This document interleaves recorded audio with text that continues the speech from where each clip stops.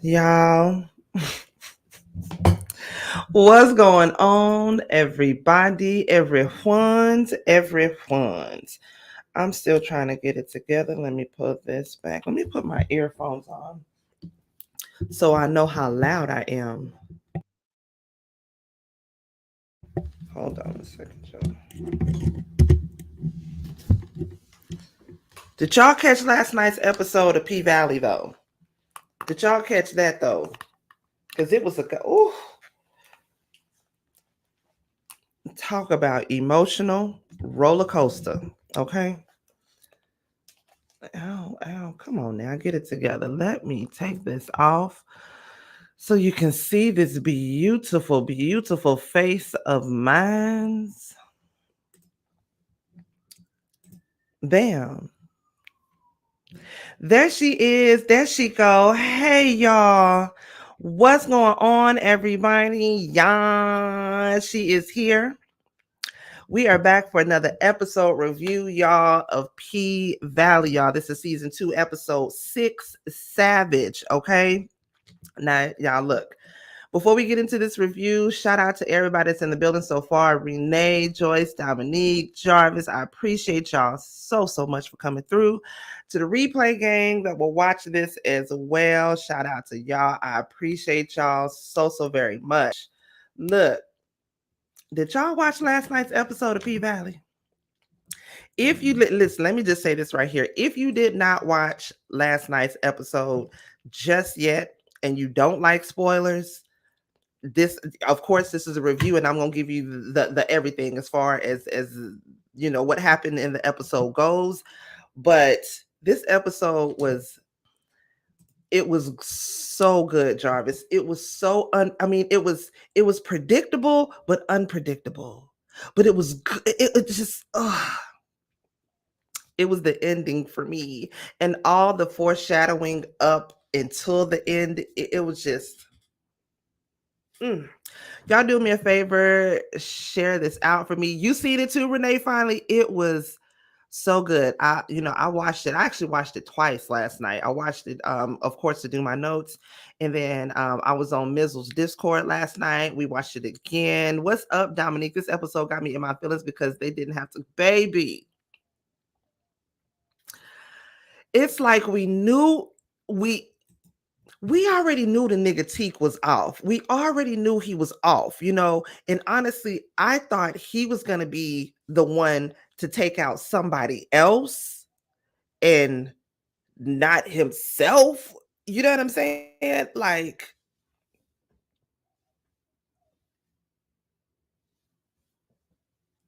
bitch, I was not ready for that. I was not ready for that. Jarvis says this was literally the first time I cried from watching a series episode.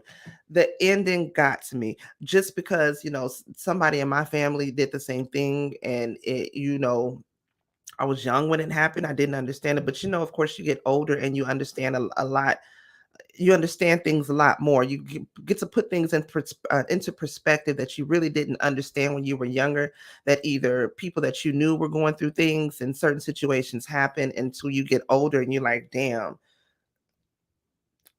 you know what I mean? And that's kind of what happened with this. Like I said, something happened with a family member of mine. It was an uncle, and I was younger when it happened. I was in my teens, but I didn't understand it. But as you know, of course, getting older, working with those who experience mental health, or who go through mental health issues, and it's just very sad. It was very, very sad. It made me cry. I wasn't boo-hoo crying, but yes, I did have some tears in my eyes twice, both times when I watched it. But y'all, let's just get into it. The ending broke my heart.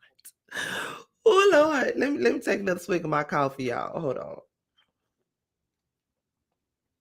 Y'all like ASMR?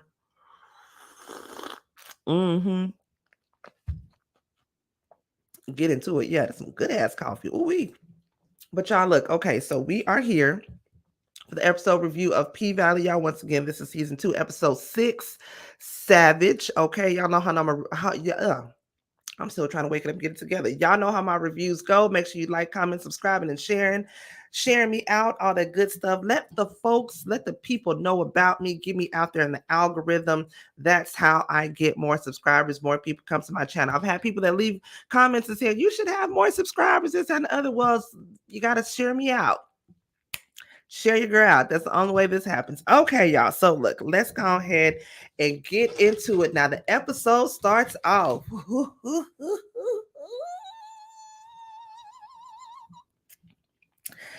Diamond was clapping them cheeks, baby. Diamond was bapping, boo, bow, bow, bow. He was fucking it up.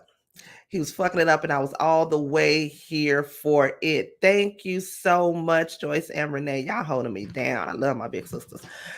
So we got Diamond and we got Big Bone. Diamond is clapping them cheeks, okay? So listen, because I pay attention to all the little details of everything that happened. Y'all go back and watch the beginning. I mean, just watch right at the beginning.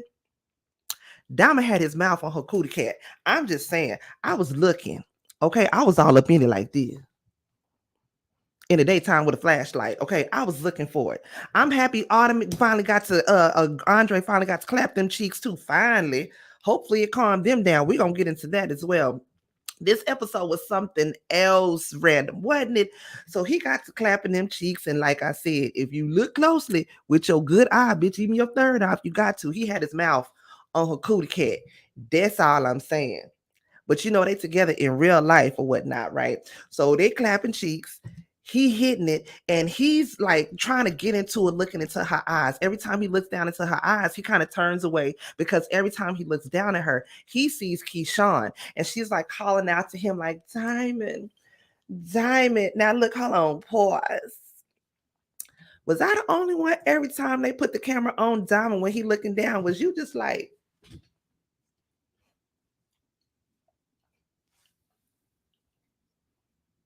or was it just me? I was just, I don't. Every time, the camera came back, I was just like, baby boy, put it on me. Okay. But he kept looking away because, like I said, every time he would look at her, he would see Keyshawn's face. And she would try to put his, try to bring his hand back to bring it on her face or whatnot. But every time she was just looking at him like, Diamond. Because that's that's his true love right there. That's who he want. I was wanting him though. Ooh. It's been a minute, y'all. Anyways, though, so like I said, they getting it in. He keeps seeing pictures of Keyshawn's face. So finally, he was like, "Fuck this shit! I can't get." He trying to get it in or whatnot. So he went on ahead and like flipped her over real hard and like bow, bow, bow, bow, bow, got it slapped on the ass, and then he was done. I was like, damn. It was beautiful to watch, though. That's a beautiful ass goddamn man. Pause. Let's get into some tea real quick. So in real life they go together, right? So he Miracle Watts was getting into it with her baby mama was supposedly when they was I ain't want to gossip, so you ain't heard shit from me. But word on the curve with them people that had said that's how Diamond and Big Bone, aka Tyler and Miracle Watts, that's how they met in real life when they was filming this episode or when they was filming this series of P Valley. He was actually still with his baby mama, and their youngest child was 8 months old at the time. So he ended up breaking up with his baby mama, getting up with Miracle Watts. So Miracle Watts and the baby mama was getting into it on the internet, girl. So what had happened was Miracle Watts had went live and said something about she got 3 kids because she pregnant by him right now, right? So the baby mama got in the comments was like, bitch, you ain't got no 3 goddamn kids. You see my oldest child once and my youngest child never, ever, ever. And so she was like, hold on, you should appreciate the fact that who is ever with your baby daddy is going to accept your kids too. Baby mama wasn't having that shit. So Miracle started being all messy, going on TikTok, doing all these little funny ass, little shady ass TikToks and shit and whatnot. Baby mom didn't like that. So they got into it. So now you got to think about that shit. Miracle, you got with him when he was with his baby mama, and the youngest child was 8 months old. The youngest baby probably like 1, maybe 2 now, because she's still walking. She had diapers and shit, but she's still walking like gaga goo, got a pacifier and shit. You know what I'm saying? So that's a little side tea. Like I said, I ain't want to gossip. You ain't heard a goddamn thing from me. But anyways, though, child. Yes. What's going on, BK's Empress? What? Yes, child. Go look at the blogs because I stay up in them hoes. Okay, so anyways, after they got through goosing, he gets up, he takes the condom off, and she was like, you know what?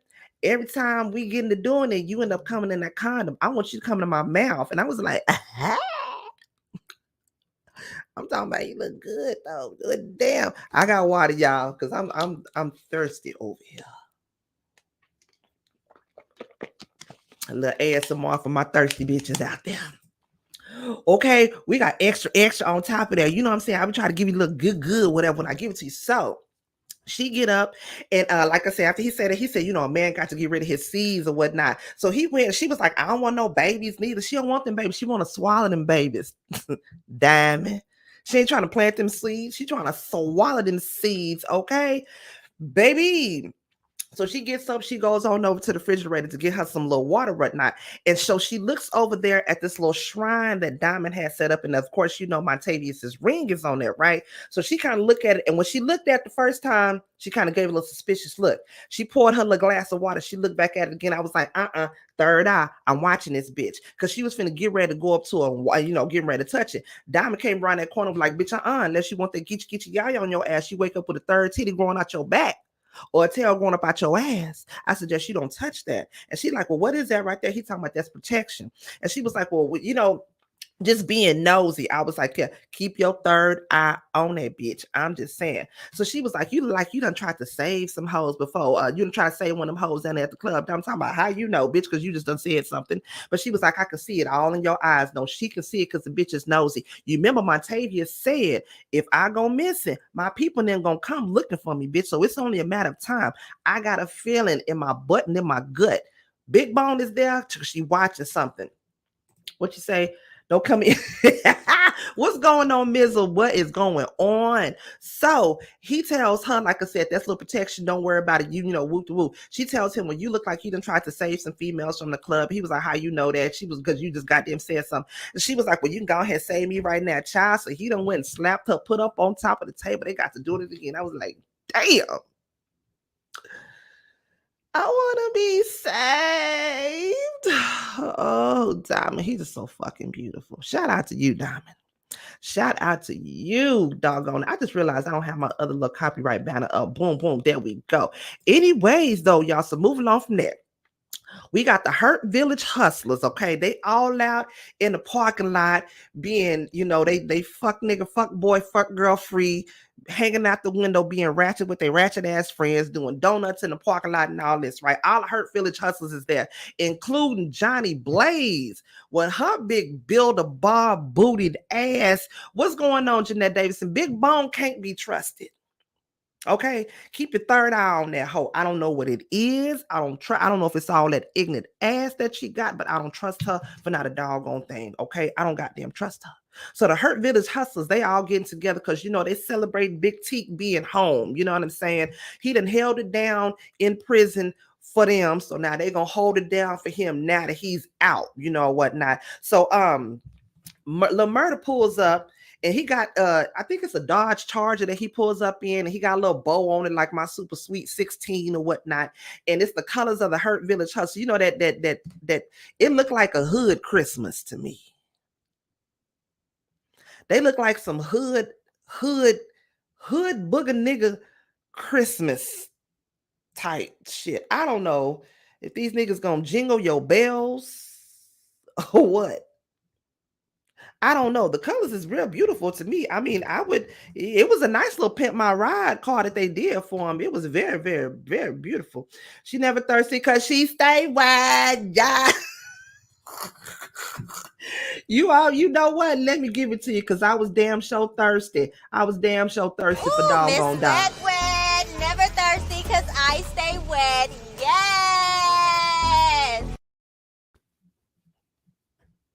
All like that for him. I damn sure was. I damn sure was. And you can kiss my ass on that. I was all up a whole bird for Diamond, okay? Yeah, she can't be trusted. Love me some big bones, sexy to look at and all that, but she got some serious issues. Yeah, I don't trust that hoe for nothing, right?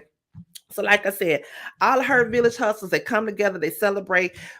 A little murder come up like like I said, he just come up like he's just his Prince Charming in his chariot.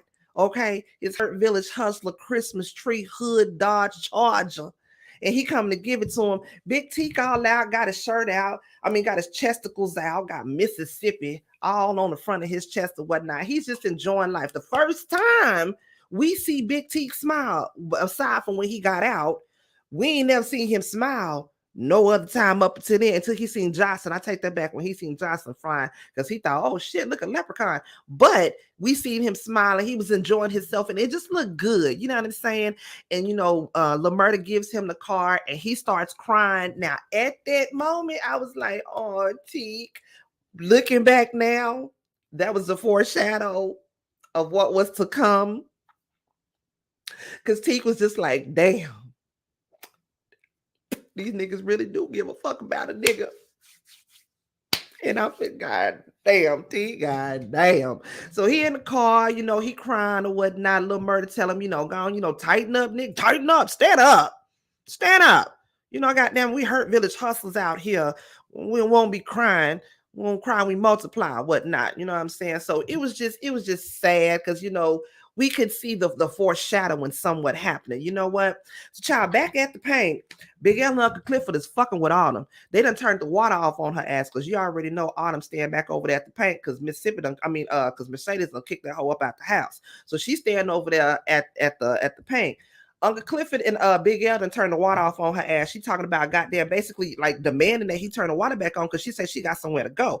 Uncle Clifford got this little red ball gown or whatnot. He was like, you know, you want to tell me where you going with this? Basically, she like none of your goddamn business, right?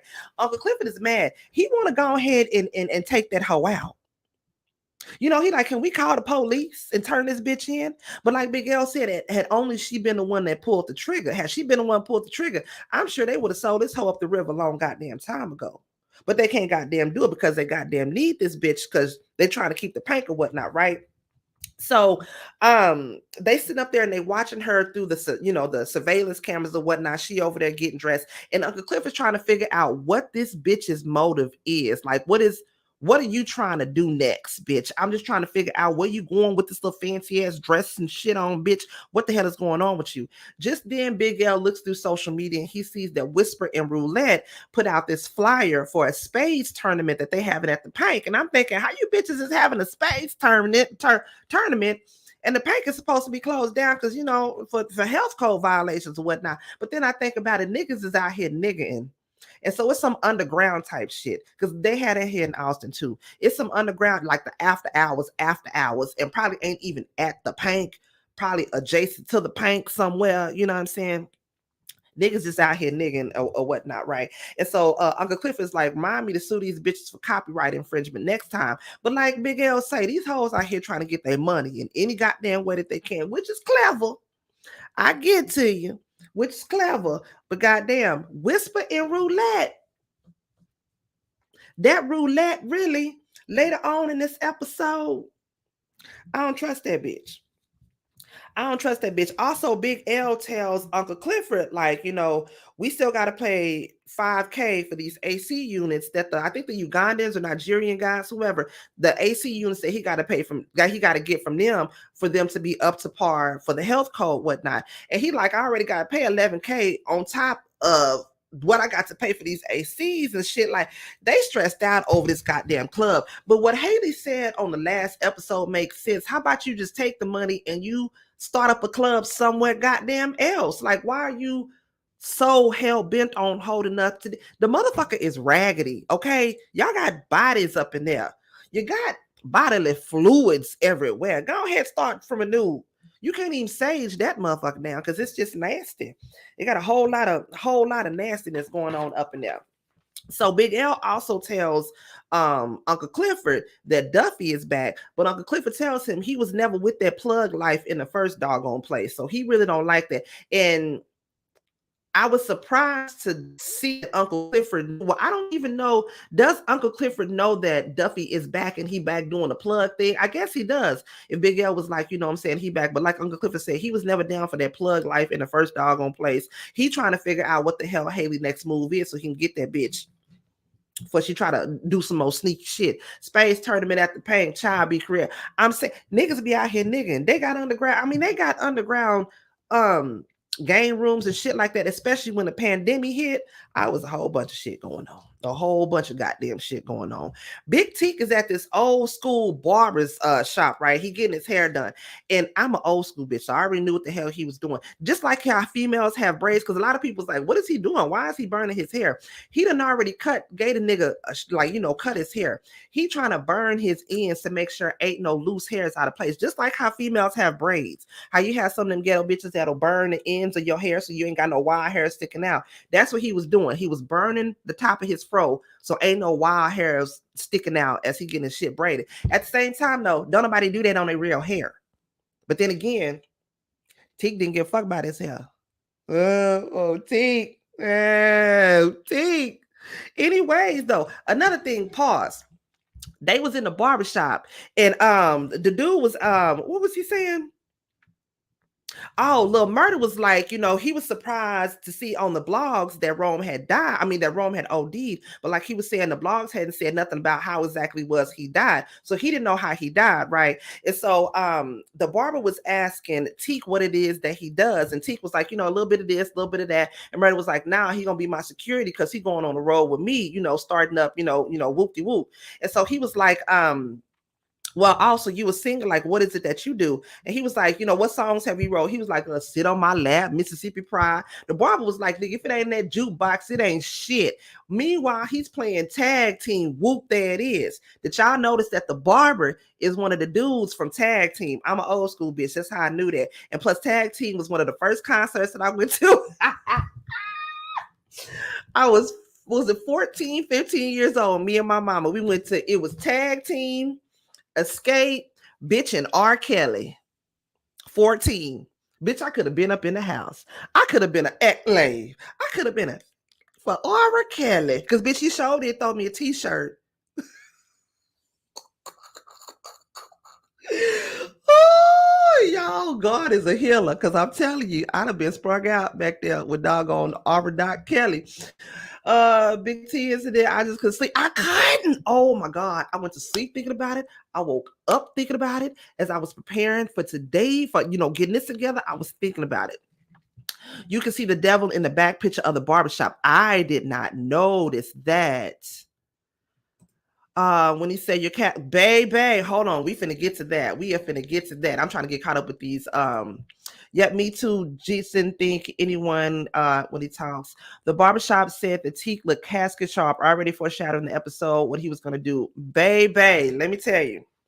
So, like I said, that was, whoop, there it is, or whatnot that he was playing. So after he got done with Big Teak's hair, like they said in the comments, Teak was looking in the mirror. And he was like, look at himself in himself. And the bar was like, yeah, you casket sharp there. When he said that, no, casket fresh. When he said, yeah, you casket fresh. Teak stared in the mirror for a minute. Bitch, I'm not going to lie. Right hand of God, left titty on him. I knew what the fuck that meant. I knew what the fuck that meant. I was like, nah. But again, I didn't think it would be that way. I'm just saying, no, child. But before he ends up leaving up out the barbershop, though, Lil Murda finally gets a call back from Keyshawn. Now, Keyshawn tells him that something happened when they were on the road, with Rome. She tells him that Rome basically, he tried to assault her. And he was like, well, basically, well, good. I'm glad the nigga dead then. She also tells him that I told Wody that Rome knew all about you. And he was like, what you talking about? I knew all about what? And he knew what the hell it meant. So after she hung up the phone, because just then Derek walks in, and so she had to hang up the goddamn phone, right? That motherfucker Derek, he get on my goddamn nerves, child. Derek come in, and she, like I said, she had to hang up the phone real quick. She looking all broken, defeated or whatnot. And he was like, who was that you was on the phone with? And she was like, oh, it was just Lil Murda. He just wanted to know, when Rome's funeral arrangements was. And so he was like, Derek was like, yeah, he's such a good guy, and he was getting all these deals and these endorsements for me. You would think he's a good guy, because you a fuck nigga just like him. From one fuck nigga to the next. You would think he was a good goddamn guy. That got on my fucking nerves when he said that. So he says, well, he finna get ready to go to one of his homeboys' house, because his homeboy getting ready to put up this fire pit, and he supposed to have some leads on some jobs. He finna go over to the house. Derek asked her, do you want to go? Do you want to go with me? And she's like, no, like bitch nigga, look at my face.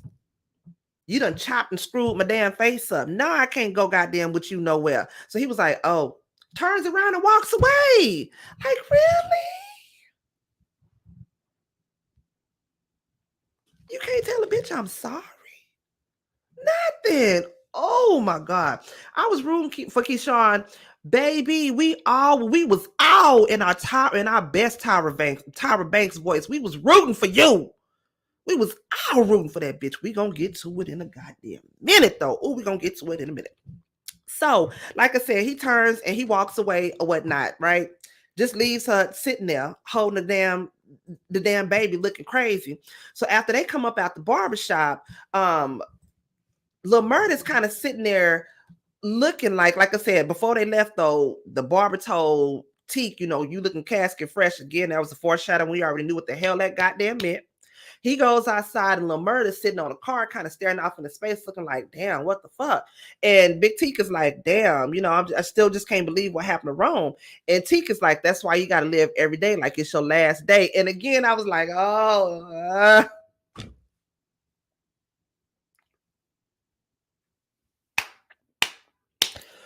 woo! I already seen it. I already knew it. I already knew it. I already knowed it. It was getting on my goddamn nerves, because I could just feel it in my goddamn bones, right? So he's like, well, what you finna do? Where can I drop you off at? That's what Teak tells Lil Murda. He was like, well, shit, since the tour is on pause, I figure I'll just roll with you. You know what I'm saying? Nigga, you got a car. I ain't got no goddamn car. What is you finna goddamn do? So he was like, all right, then cool. You know what I'm saying? Roll with him. And even something in my gut was saying, yeah, don't need a nigga by himself. Go on here, roll with him. Because the little final destination foreshadowings that we were getting, it was, I was waiting for Keyshawn to handle her business. Keyshawn pissed us all off this episode. We was all rooting for Keyshawn this episode, but she pissed us all off, okay? So Mercedes is back at Shell's house. She done showed up with some groceries and whatnot. So she's knocking on the door, and she's like, well, as soon as Shell opened the door with an attitude with her ugly ass, she was like, Terica ain't here. She gone with one of her little friends. And Mercedes is like, oh, Kelly. And Mercedes and Shell is like, who is Kelly? Look here, she ain't even in a mama full-time position like you are, and she know her damn friends, and you don't know her goddamn friends. Little bitch, she got on my damn nerves. So, like I said, Mercedes showed up with some groceries, and she's helping Shell put the groceries away. Ain't nothing but 2 rotted ass oranges that's in the doggone refrigerator, and all these bottles of wine that's in the trash. So, as Mercedes is helping her put the food up, Mercedes, like I said, sees all them wine bottles that's in the trash can and asks her like how long it take to drink all of that. And she was like, look here, don't come in here judging me unless you got a job. And I ain't talking about down there at the Pank on the pole. Bitch, you couldn't get on the pole anyway if you wanted to. You can do what the goddamn Mercedes do any doggone way. So, child, she tells Mercedes basically calls out what she does. She calls out Shell and was like, you called Terica a mistake. And Shell is like, what you talking about? She was like, that night when Terica was driving your car and she got pulled over. You called her a mistake. Sheila's like, no, I would never do that. I love her. Like, I would never do that. This and the other, blah, blah, blah, blah, blah. So she starts crying. Mercedes is like, I could take her off your hands, like, if you want me to for the time being. Sheila's like, I see what the hell it is you're trying to do. Mercedes is telling her, I'm not trying to take custody of her, but like, I'm trying to help you out. She was like, no, she's gonna be safer here instead of that ghetto hood where you live. Bitch, you a drunk. You sitting up here having a bottle of wine for breakfast, a bottle of wine for a snack, a bottle of wine for lunch, a bottle of wine for dinner, a bottle of wine for learn, all of that. Like, what make you think she gonna be better off with you than she would be with Mercedes? I get it, you but like Mercedes tell her, like she tells her, it's a difference. What's going on, Short Buzz? That's my dog right there. She tells her it's a difference between being a mother and being a parent. Like, you may have pushed her out, but I raised her. But like Mercedes tell her, that's because you was forced to. You didn't want to do that. You was in that position because you was with my baby daddy. That's the only reason why you doggone raised her. But like she tells her, no matter what I do, it ain't never gonna be good enough for you. So she gets mad. She walks out and she tries to call Terica again.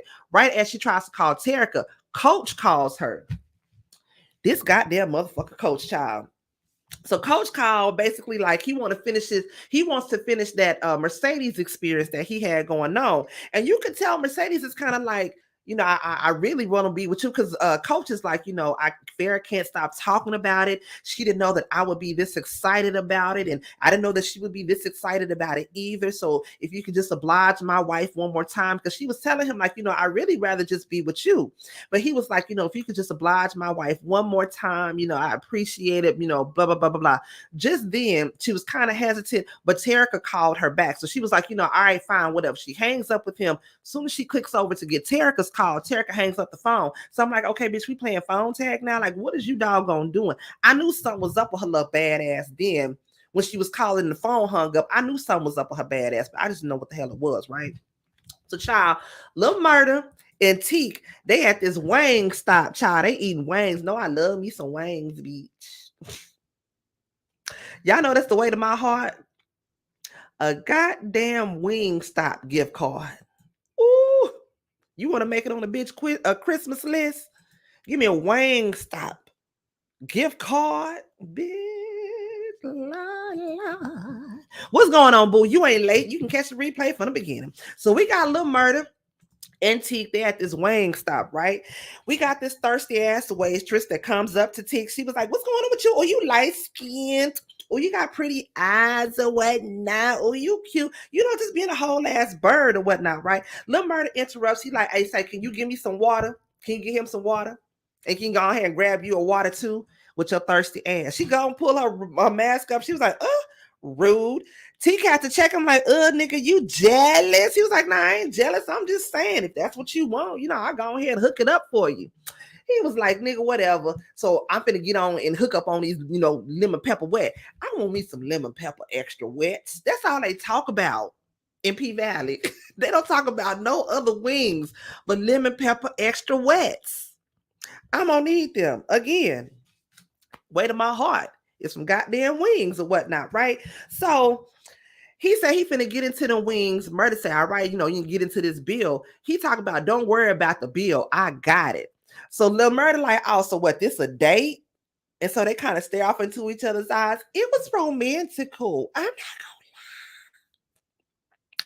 it was just romantic or whatnot. So they staring back at each other's eyes. And so they thinking back and they reminiscing.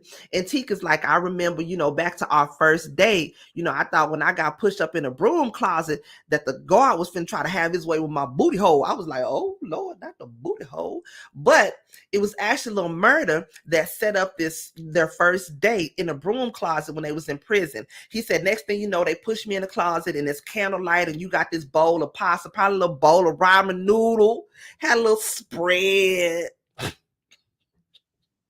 had a little toilet bowl punch or whatnot. I ain't even mad at him.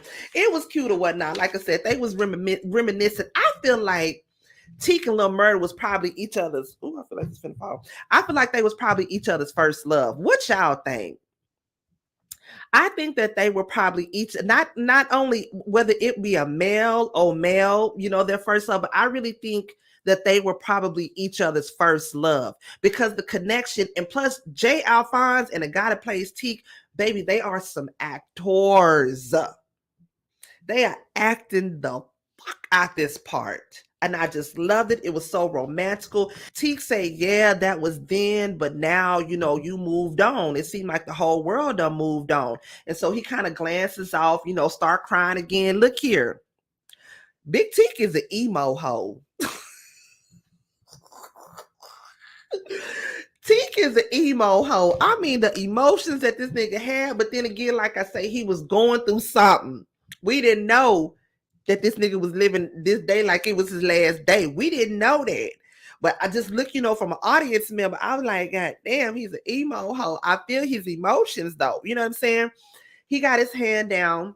And Lamurda's like, yeah, I fucked up. He reaches his hand out like he's getting ready to touch his hand, which he does touch his hand, but Latif kind of pulls back, like, because Lamurda said, I fucked up though, I fucked up, letting him know, like, basically he fucked up with the situation when it came to them two, right? So then Teak is like, well, who is he? Lamurda says, she. Teak like, nigga, what? He was like, no, he like him to call, like people call him she. And Teak was like, nigga gone away for 10 plus years, came back, all kind of shit is goddamn crazy. Teak didn't know what the that part was funny when he said that. What he say? Yes, they held each other down when they were locked up. I feel like they were each other's first love, though. Do you feel that though? Just because of the emotions that they had, I don't know. But it's an emotional connection that they have that they gonna understand and they gonna be able to deal with it, whatnot, right? So Lamurda is telling him about Uncle Cliff, and he was like, he likes him called she, but I just call him Cliff. I just call him my nigga. When he said, I was like, oh my nigga. It was just so cute, yo. It was so cute. He was like, well, tell me about him. He was like, and he was just basically explaining what Uncle Clifford is to him. It's like, eating a funnel cake, once a year at the fair. It's like seeing an eclipse, like just his raw emotions. You don't get, where's these niggas at now? Where's these emotional niggas like this? Where you at? I'm just saying. They don't make them like this no more. Matter of fact, I don't. They just don't make them like this no more. Where is these niggas like this at? Where is they at? That's gonna say their emotions, how they feel, and as Lil Murda is describing, how what Uncle Cliff or whatnot is to him, you can see Teak just stared at him like, damn, I ain't never gonna be this to you. Not no more. Like he said, it seemed like the world done moved on. Everybody done got there moved on, child. It was just so doggone emotional. So like I said, he tells him that he fucks up, but Teak reaches his hand back and, he kind of pinches him on his nose and basically like all is forgiven or whatnot. And it was cute. He kind of forgives him again, like as a foreshadowing. Big Teak he ain't trying to take none with him. Lord have mercy. So he calls for the check and the thirsty ass waitress is like, okay, I got you, boo. She come up and bring the check with her goddamn thirsty ass. I'm like, thirsty bitch, you better try to get it in because bitch, you do not play on that goddamn team, okay? Back at the house, this shit pissed me off. Keyshawn waiting for Derek to get in the car. Bitch, Derek get in the car and he pull off. She looking through the blinds that the nigga pull off. Soon as he pull off, she goes to the vent. She opens up the vent and we see she pulls out the little baby Beretta that was Autumn Night's gun, a little pink gun. She gets that bag. She pulls a baby bag out and she packs up the babies. Child, she hurry up, get the kids. Kids is crying and shit. They don't know what the fuck is going on. They just know there's some shit going on and we got to goddamn go. Keyshawn goes and gets to the car with the baby. She put him in. She's like, come on, we finna go on the trip. And I'm like, yes, bitch, she finna get away. Yes. She put the babies in the car. She get the kids in the car. She start the car. The bitch say, bitch, you guessing. She was like, huh? I was like, no. She tried to start up again. The car saying, bitch, I said you guessing. God damn it. She gets out the car. She goes around the back of the car. She looks because the battery is in the back of the car. This nigga Derek done took the battery out the back of the fucking car. Oh. Bitch, I was so goddamn agitated. I was so irritated. I started fighting the air like Ricky. It goddamn Boys in the Hood. I was mad because that was a perfect opportunity for her ass to get away. Had it been me though, I'd have beat my feet down the street with my goddamn babies. Because the way she just walked back in the house, so undefeated.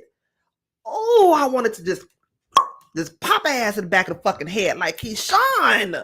Just take the babies and run. Go. Like you don't have to go back into the house, child. But nope. She got the babies. She was so defeated. Snatched up the babies and walked back on up in the house. And I'm like, ain't this about a goddamn funky asshole? It just, Whew, any goddamn way, child. Moving on from that, child. This next scene had me nervous as hell too, because bitch, I just knew something was gonna goddamn happen. Well, she improvised. She should have did something. I wouldn't have went back into the house. Very much so, something. I went to the neighbor's house. Not something. I'm sorry, but the look of just utter defeat that she had over her as she was just walking back in the house with the babies, I was like, ain't no fucking way. Ain't no way. But you know what? Until you were in that situation with little babies, can't nobody say what they would do. I'm just from the outside looking in. I'd have kicked rocks with open toe shoes down the street with my damn babies. That's just me though. Lil Teak and Murder's at the gas station, right? They trying to fill up. It's been so long since Teak done had a damn car, and even a credit card. And you know, nowadays the gas pumps, you can pay with the tap and all that. He don't know what the goddamn hell to do. But even Teak was like, how y'all niggas gonna buy me a new car but not fill a bitch up? That don't make no damn sense. So Murder passes Teak the credit card to fill it up. Teak don't know what to do with the damn gas pump. So Murder goes over there to help him with the doggone gas pump thing, right? Is it Coletta Lucas? What's going on, boo? Damn, Joe, appreciate you for coming through, child. So as Lil Murder is helping Big T try to pump the gas, you know, do the little credit card thing, whatever, at the gas, he hears his song on the radio. And I'm like, oh shit, Lil Murder's so goddamn dramatic and shit. He goes over to the car next door, just reaches his hands up in there, turn that shit on. Nigga, that's me, ho. That's me. I was like, yeah, that's you.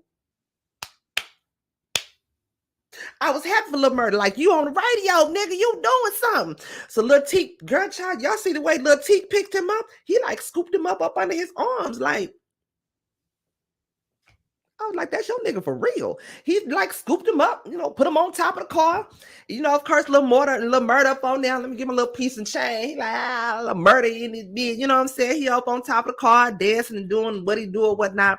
And you see Teak just standing, once again, he's emotional. He kind of crying. He like, yeah, it's my boy. Like he happy or whatnot. Like there's his nigga. And again, we see now that was another kind of foreshadow when Teak was kind of like, yeah, this nigga finna go on the road. He finna do all this.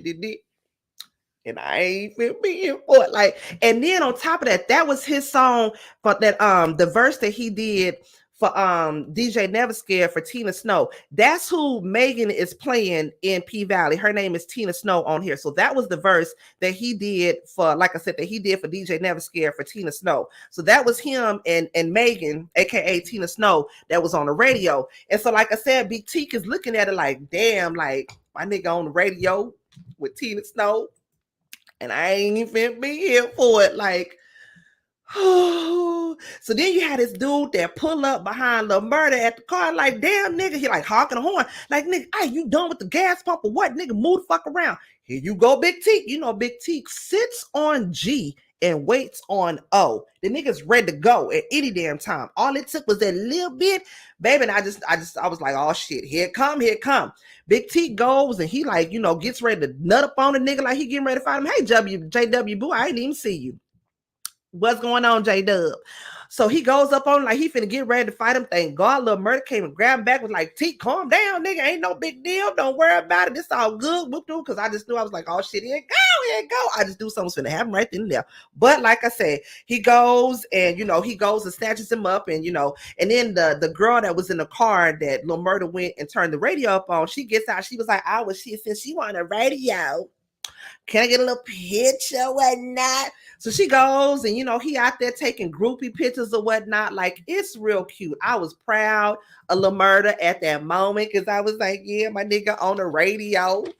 But again, we just knew some shit was getting ready to go down. So, child, we back at the paint.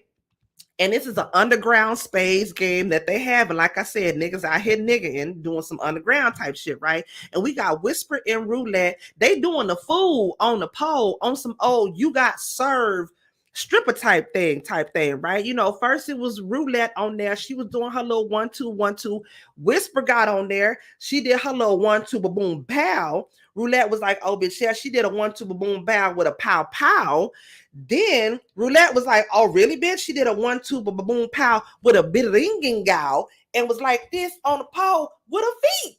Like with some monkey shit. I was like, how this bitch gripping the pole with her feet? It was on some real, the bitches are talented. God, bitch, I got bad ankles. But it was just the way she was gripped.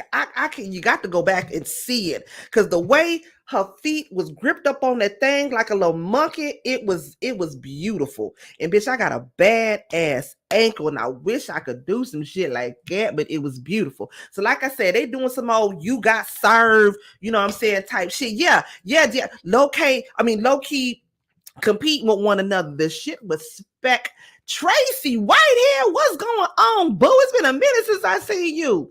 But yeah, the shit was spectacular. It was good as hell, right? So next thing you know, we see the dude that Roulette has sucked off in the second episode. He comes in and she was like, hey, what's going on with you? What's up? And he was like, what's up with the homegirl over there talking about Whisper? And so she looks over there at Whisper and was like, I don't think she get down like that. And he was like, well, shit. Try to check it out for me. Let me see. I'll pay 2 stacks to eat that coochie. I was like, 2 stacks? You paying 2 stacks to eat some coochie? Here we go. Go eat this pussy for 2 stacks, nigga. But he said he go ahead and pay the 2 stacks. But Roulette was like, dang, I wish I had the option of laying on my back instead of getting on my knees. And he was like, man, go ahead and see what's up with your homegirl, because you already know. Tequila, what's up, boo? You hear my loud ass voice. You already know I'm in the house, okay? Winnie Harlow was in this episode when they were celebrating Big T. I didn't see that. I did not see that at all. Tracy said, you always in the bushes, girl. You said she followed out the bushes. Baby, when he talking about he paid 2 stacks to eat some pussy, I was like, well, shit. I got a big old platter of pussy right here. You gotta eat some shit. But she says she finna go, check out and see what's going on. Now you could see Roulette kind of had this little jealousy in her a little bit. Kind of like, I don't know if it was quite jealousy or if it was her kind of looking like she knew she was finna get this bitch caught up in some shit.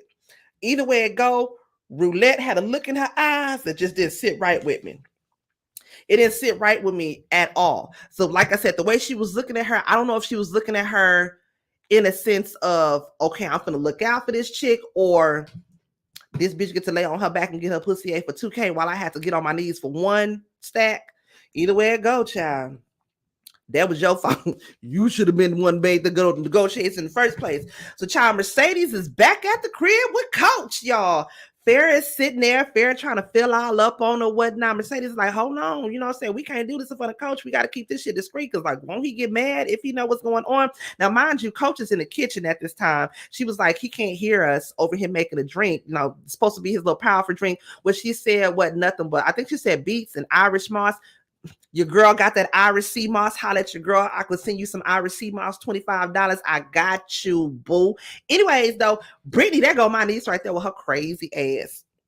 Child. So he comes back over and he sits the money down and he was like, all right. So she was like, okay, y'all ready for this Mercedes experience? And he like, yeah. So Farrah and the Coach, they get up and they go walk back in the bedroom and whatnot. I'm just going ahead and finish this out right here with them. So child, he gets up and they go back there in the bedroom. Mercedes is kind of sitting on the couch looking like, I didn't come here for this shit. Bitch, I just want my money. I really don't even want to fuck down one of these motherfuckers. But I need my money.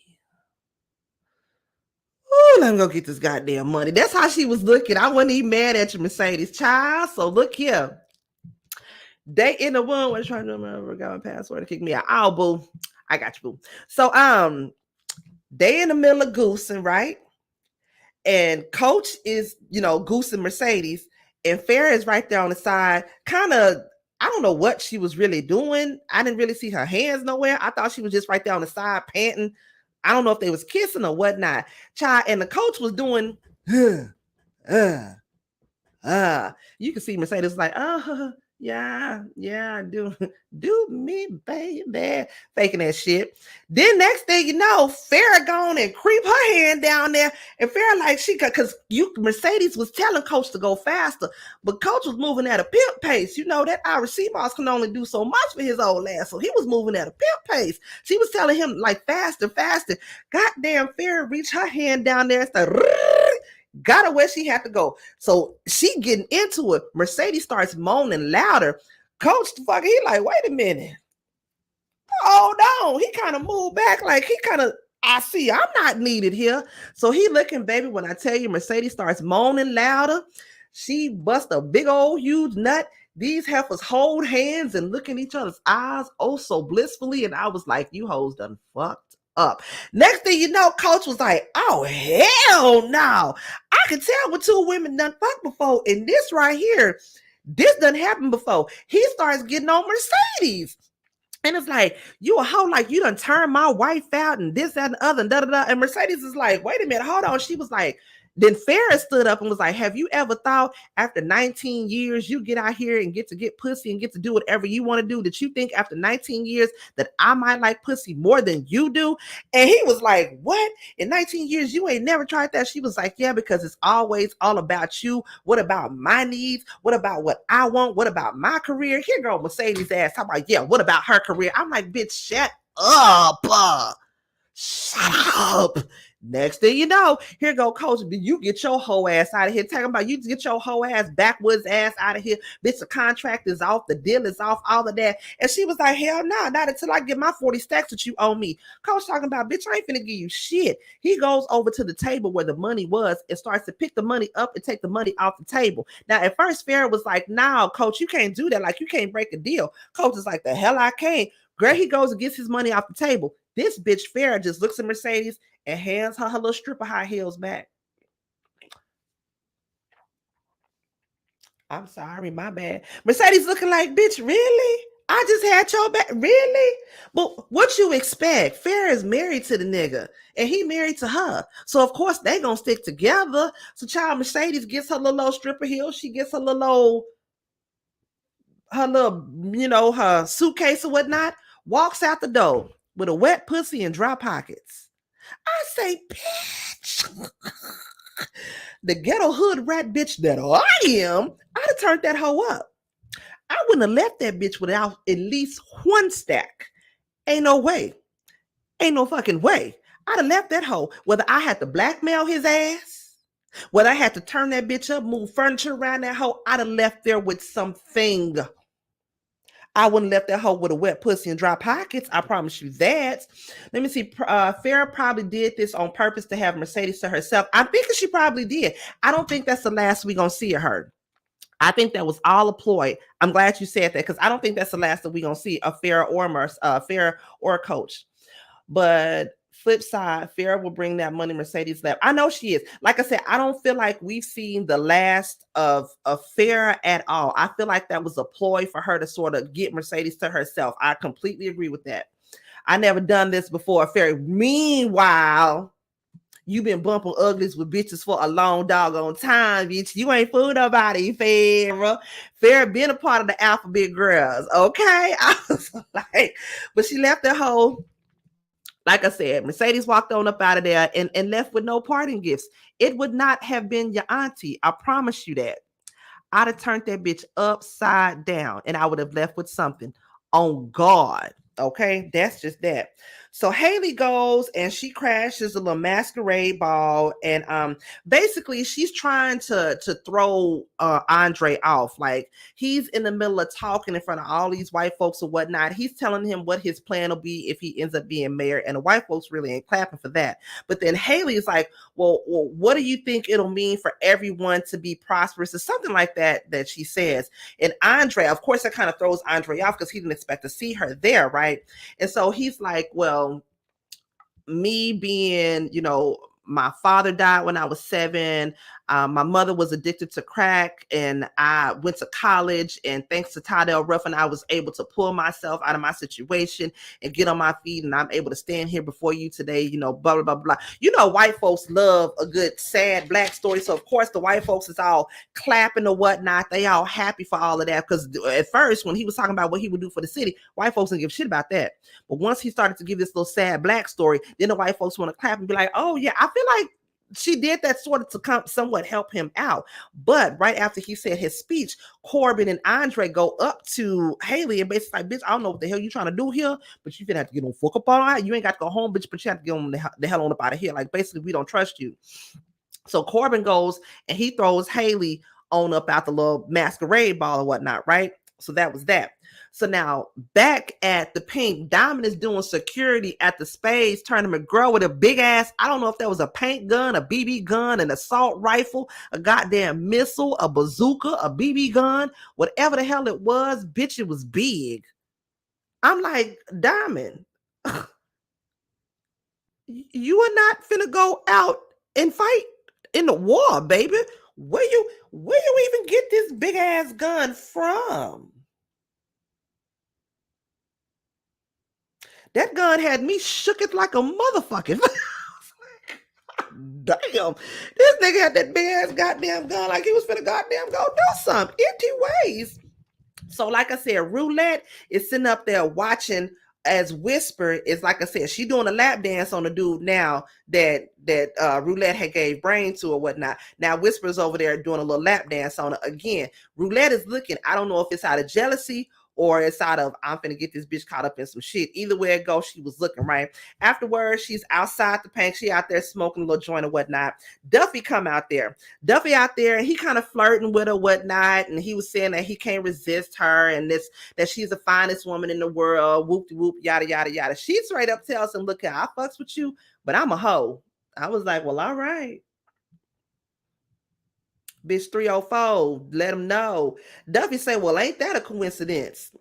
I'm a hoe too. I'm like, I bet you are a hoe with your fine ass. Duffy fine. Duffy can get these panties, bitch. I'm just saying with his fine goddamn ass. He was like, well, what a coinky dink. I'm a hoe too. I said, well, birds of a feather flock together. Y'all better be some hoes together. I hope Duffy don't try to use her and pimp her ass out in no kind of goddamn way. I'm just saying, I don't know. But a piece of me wants Gidget to come back. Because I want to see Gidget and Roulette get into it over Duffy. That's just the hood booger in me that want to see that. Anyways, though, y'all moving on to the next scene. We got Keyshawn sitting on the couch, looking defeated, holding a little pink gun. Okay, we see the lights. Their car has pulled up into the driveway. Keyshawn holding a gun. She getting ready to pop a hot one in this nigga as soon as he walked through the goddamn door. She holding that bitch. Next thing you know, the bitch like, nah, bitch, I can't even do it. She hides the motherfucking gun under the pillow. I'm like, you bitch, you.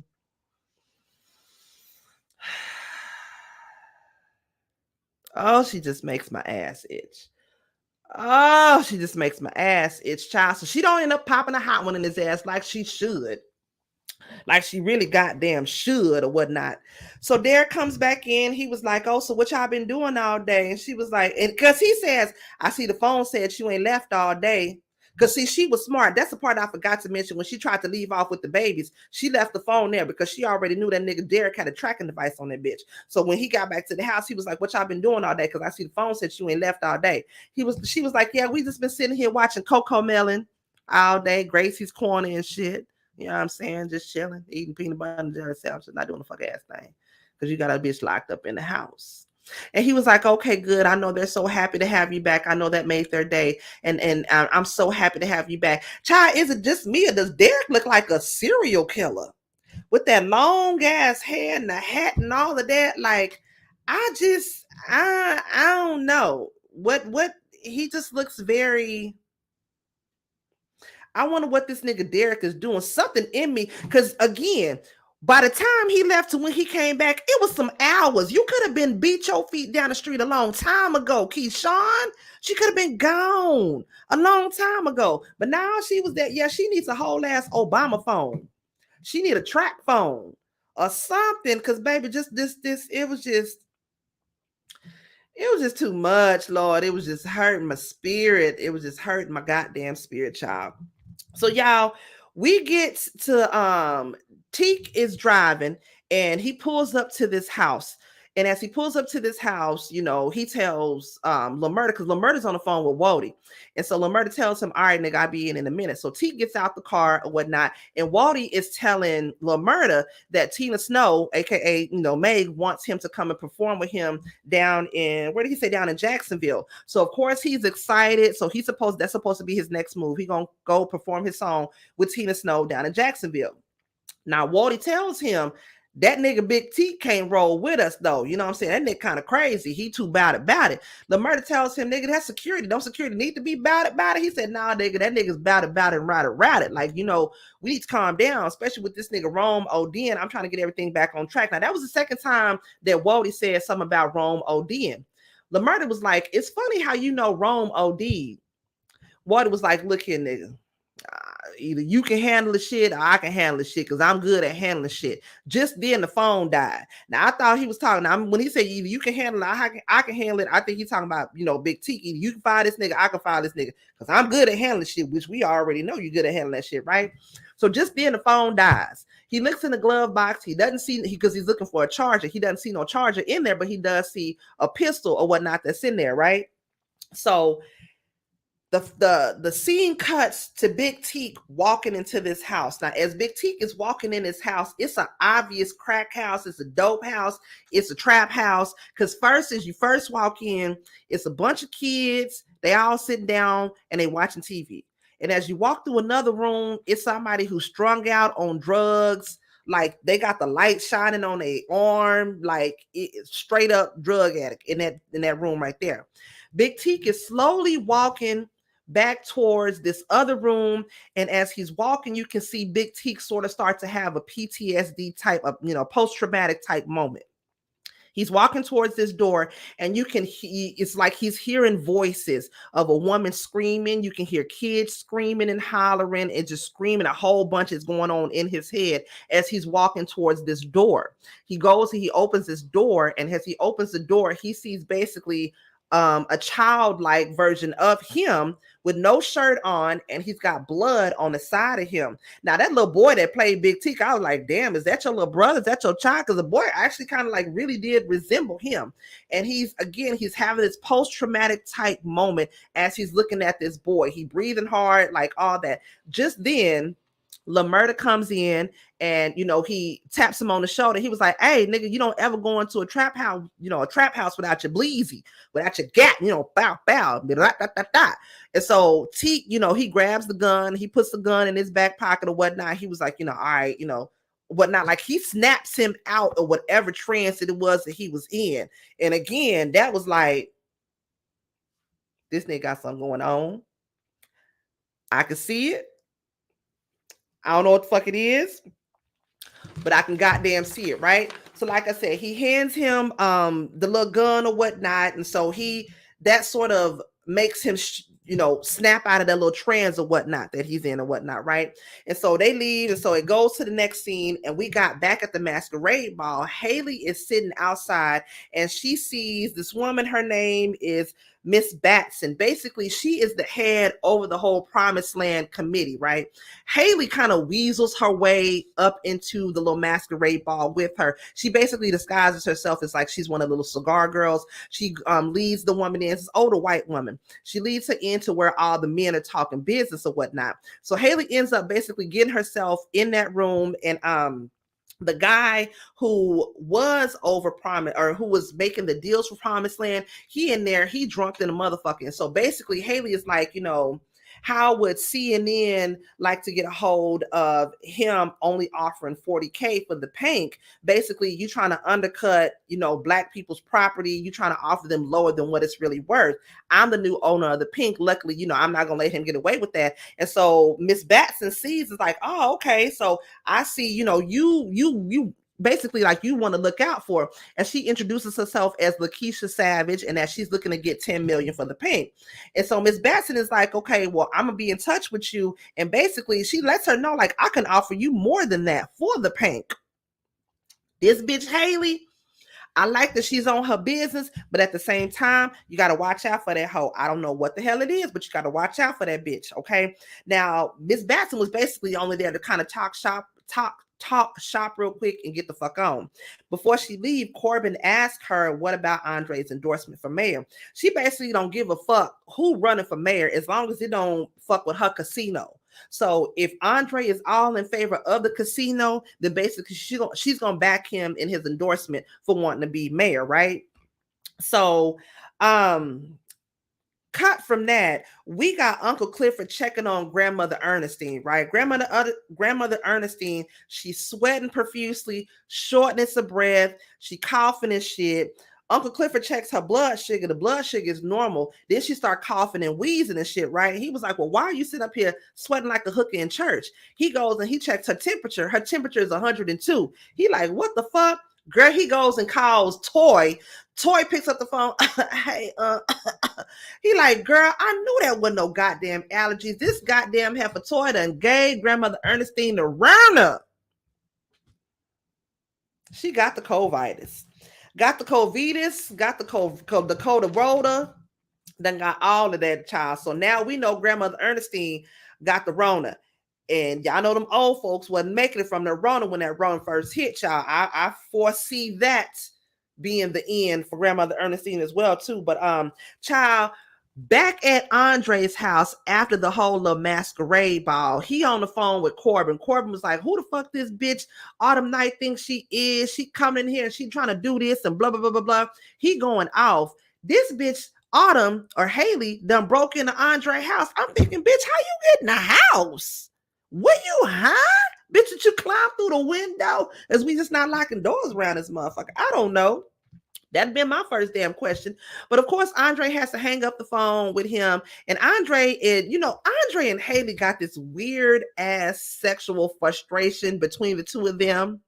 I am glad they finally clapped cheeks, okay, to go ahead and get that on up out the way, because shit, it was frustrating me. God damn it. Basically, he first tells her that I let you win. When it came down to the auction, I let you win. Don't think that you did this and blah, blah, blah, blah, blah. She was like, well, you had the power. Like, you have the power. Basically, you see it kind of shift to like a dom sub type role play that they doing, because he tells her, okay, well, take off your dress. She hurry up, take that goddamn dress off. Then he like, well, crawl. She said, bitch, crawl. He said, bitch, crawl. So she crawls on over there to him, all sexy and seductive and shit. And she was like, okay, well, what you want me to do next? The nigga get tongue tied. He don't know what to goddamn say. Child, didn't that Wale beat drop? Is it bad that I never made love? No, but I just know it. I was like, thank the Lord. The heaven and the moon and the stars and the scars and above and all that, they finally goosed. They finally got it in. I was proud of Andre. He clapped them cheeks. Good for you, Andre. Goddamn good for you. So, child, whew, okay. This next part was hard. So we got Big Teak and Lil Murda. They're at this little chill spot in the woods or whatnot, right? They sitting on top of the car, and Lil Murda is making this little beat to So Fresh and So Clean. Ain't nobody dope as me. All of that or whatnot. So they rapping the song and, having a little good time. And then Lil Murda does this other beat, and Teak starts to freestyle over it. After he freestyles, Lil Murda was like, nigga, who was that? He was like, shit, that's Lil Murda, circuit of 2019 or 2018, something like that, he said. And he was like, nigga, that's some slaw. I ain't write that shit. He was like, yeah, that's one of the raps that you sent to me when I was down, So they had that little moment or whatnot. And so Murda basically tells him that, he feels bad that him being on lockdown. He feels like it was his fault. And so Teak tells him, like, you think that was the first time I've been locked down? That wasn't the first time. The first time was September 1994. He said basically that his mama, that's the first time, he seen his mama take 8 inches of steel to his oldest daughter's head, to the 5-year-old's chest, and to the 8-month-old's head. Him being a 7-year-old, he ran as fast as his little feet could run, and he went and hid in the closet. So he's basically letting him know that his mother offed all 3 of his siblings, and he was the only one that got away. He says that people see him and they think that the teardrops that he have on his eyes is for the niggas that he done killed. Big Teak said, nah, I done killed way more niggas than this. I was like, damn, Teak. Shit. He said, no, this is for, blah, blah, blah, blah, blah, blah, blah, blah, talking about his 3 siblings that he lost or whatnot, right? Which is sad, which takes us more as into, and he tells him that basically he was supposed to die that night, that he ain't even supposed to be here. But like LaMurda tells him, like, nah, nigga, don't even think about that, because tomorrow we going on tour. We finna get out here. We finna make this money. Like, don't even worry about it, whatnot, right? So Teak, he kind of cries. He has a moment. Teak tells him, nah, nigga, I'm going to let you have tomorrow. I'm going to have tonight. Again, when he said that, I was like, oh my fucking gosh. Here it go. So child, they get out the car, Teak wipe his face from crying or whatnot. And so he says to him, like, is there anywhere I can drop you off at? Where you want me to drop you off at? LaMurda tells him, like, nah, nigga, I ain't finna let you drop me off, because I already know you finna be sitting back. You finna let these thoughts to get to your mind and haunt your head and all that, nigga. Nah, I'm finna stay with you. Teak is like, nah, nigga, where you want me to drop you off at? He said, nigga, I'm not going nowhere. He said, well, nigga, if you ain't finna go nowhere, to get the fuck out the car. And Murda like, nigga, I ain't going nowhere. Teak is like, nigga, get the fuck out the car. He said, I ain't going nowhere. This nigga Teak said, nigga, get the fuck out the car. He pulls a gun and puts the gun to his head. LaMurda's like, nigga, no. What are you doing? Please don't do that. Like, he's crying, he's begging, he's pleading with him. And he's like, I'm finna go from darkness to light. And LaMurda's like, no, nigga, don't do that. Like, you got plenty of life left in you. We got to get this money. We got to get this family. We got to make these babies. And I was like, who you going to be making babies with? Side note, that did kind of throw me off for a minute. Y'all not, yeah. Anyways, but he was like, no, nigga, don't do it. Like, you still got a lot of life left in you. We got tomorrow, this and the other. Teak was like, no, my light is gone. Ain't no more light left in me. Child, LaMurda was like, well, nigga, I ain't going no fucking where. I'm finna stay right here with you. Teak say HVH for life. He was like, Hurt Village Hustlers for life. The camera pans out immediately to the car. You hear the pop and you see the flash of the gun.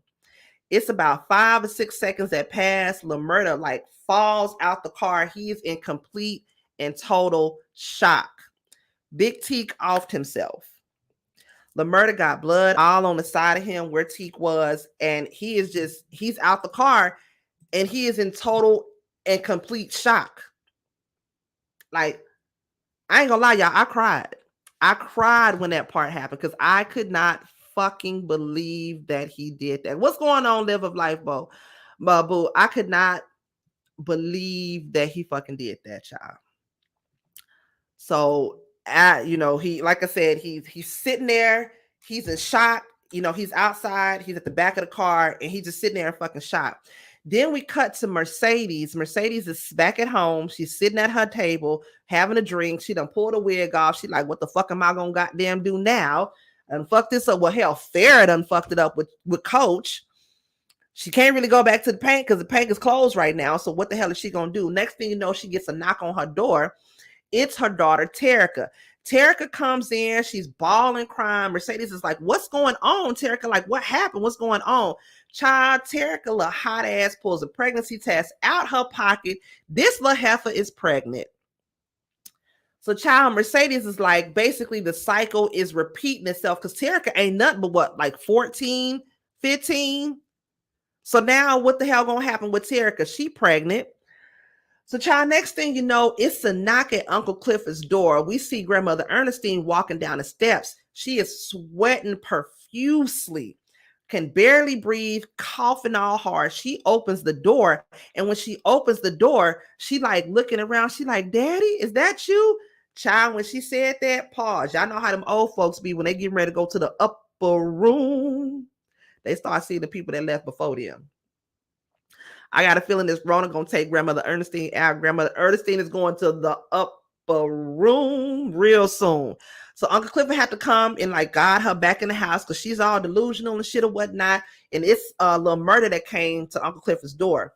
He's standing there, and again, he's in shock. He got blood all over him. He's crying. And Uncle Clifford looking like, what the fuck? Child, murder is just bawling, crying. He says, I'm not okay. I'm not okay, and just falls into Uncle Clifford's arms, crying. And the episode ends from there, y'all. This episode was goddamn good. This episode was goddamn good. When I tell you, it was everything I needed and more. I was so sad by the end of it. Let me get caught up with some of these comments because I didn't want to pay no attention to the comments because I just wanted to hurry up and get through it. Andre been waiting on that cootie cat. He been waiting on it forever. Teak Soul is tired. Too much in his head. Big Teak. It was bad. Run those likes up. Yes. Come on now. His white outfit was tainted with red. It was so sad. I cried because it was just, again, I had an uncle that took his own life when I was in high school. And again, being younger, I didn't understand it. But then I get older, I work with those experiencing mental health issues. And so you learn that they got a lot going on with him. Yes, he was. Grandmother Ernestine is going up a yonder real soon, y'all. Real soon, y'all. And I hope every episode it ain't gonna be somebody dying like this, because y'all, we just can't god doggone take it. LaMurda told Clifford he wasn't okay. Response to Clifford's text and asking, he was. They overshadowed the rise and the fall of Teak. Almost every scene was him shadowing acceptance piece of every. Yes, it's like from the very beginning when he cried when they gave him that car. I feel like he knew then I ain't gonna be here to enjoy it. When he was at the barbershop and the barber told him, "You casket fresh," he looked at him like, "Yep, I sure am." And every time that the first time when he told LaMurda he wanted to drop him off somewhere, again, that was a foreshadowing then. He was like, "Nah, nigga, I'm finna stay with you then," because he probably would have did something to himself then. I feel like they foreshadowed his death in the bar. Yep, they sure did. They did, y'all. It was just, this episode was so doggone good. Again, now, I don't know if y'all know, but next Sunday, it's not supposed to be another episode, but I'm still going to check it at midnight anyway, just to see if they accidentally leaked the episode like they did that one time with Power. They said it was supposed to be like a 2-week hiatus, and the episode actually came out at midnight, and like 2 hours later, they hurry up and snatch it off Stars. So still check at 11 o'clock midnight or whatnot next Sunday to see if it comes on.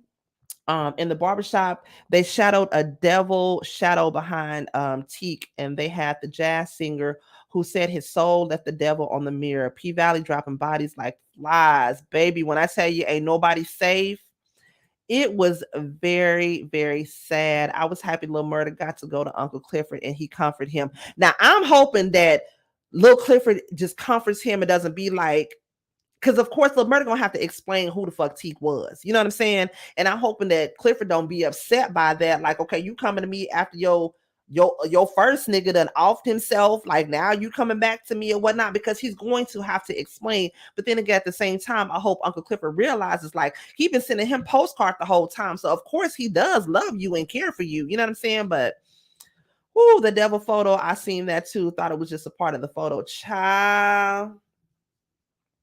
This episode was sad. It hurt my heart. Again, there's not supposed to be an episode next week, Sunday. We shall see if it is. If it is, I'm going to try to hurry up and download it real quick. Just in case it is, child. So if y'all are not following on my Discord. Make sure you follow me on my Discord. So because if it is of either me or Mizzle, we'll have it on our Discord and we can watch it real quick before they snatch it up off of stars. Okay. If y'all like this review, you appreciate all my commentary, my Cash App is scrolling right down there below. Please don't forget to tip your waitress, okay? Make sure you are liking, commenting, subscribing, sharing me out. Again, that's the only way I'm going to get out here is if y'all repeat me, get me out there in the algorithm. I appreciate y'all so much for watching this, okay? To the replay gang, make sure y'all hit the Cash App, like me, share me out, all that. What did Liver of Life say? You about to go live? Yes, Mizzle is getting ready to go live. Thank you so much for reminding me of that. If you're not following my baby bro on here, Mizzle 14, he's getting ready to go live to do the review to, I believe it's Love and Marriage Huntsville, and he's giving his breakdown of P-Valley as well, I believe. If I'm wrong, Miz will correct me in the comments, but make sure you're following him on his YouTube channel. Also, make sure you are subscribed to subscribe to his YouTube, following him on IG, Twitter, as well as his Discord. Okay. I appreciate y'all again so much for coming and hollering at me on this Sunday. Y'all could have been doing anything else, but you came here. You came to kick it with me, and I appreciate y'all so much. We need all our P-Valley episodes 2-year breakdown. We don't want to. Okay, thank you. Okay, I sure enough appreciate y'all. He's gonna be doing Love and Marriage Huntsville, Love and Marriage DC, and the Ready to Love cast update. Okay. I love y'all. I appreciate y'all. Once again, y'all could have been doing anything on a Sunday, and y'all are here with me. And my catfish review will be up in about 2 hours. It will be up, okay? Y'all know your girl is starting back school, so I had to take a test, or I had to study for this test that I'm actually taking next week. And I'm nervous as hell about it. Bitch, I'm 42, starting back up school again, finally, to get my bachelor's in health management. I'm like 20 years overdue to get this done. But I'm gonna get it done, y'all. So yes, I appreciate y'all so much for holding me down. Okay. I love you too, Renee. I love y'all. And ain't a goddamn thing y'all can do about it. Okay, I love y'all. I'm gonna see y'all next week. Hopefully, if they do again, if they happen to leak, thank you, Liver of Life, because I'm nervous as hell about going back to school. Bitch, I'm nervous as hell. Anyways, if they do just so happen to leak next week's episode for P-Valley, like again, I'm gonna try to hurry up and watch it. I may go live on my Discord, or I may get Mizzle to go live on his Discord so we can watch it real quick before they snatch it down. Okay, hit them books. Yes, Sandria, I'm gonna be hitting in books. Okay, y'all, POP, hold it down. Y'all gonna have to pray for me. Okay, y'all gonna have to pray for me because my attention is squirrel, dick, wine. That's how my attention is. That's why it's taking me 20 years to get this goddamn bachelor's degree. Anywho, though, I love y'all. I appreciate y'all. Once again, there goes the Cash App scrolling down below. And y'all can't do a goddamn thing about it. I love y'all and ain't shit y'all can do about it. I'm gonna highlight y'all later though.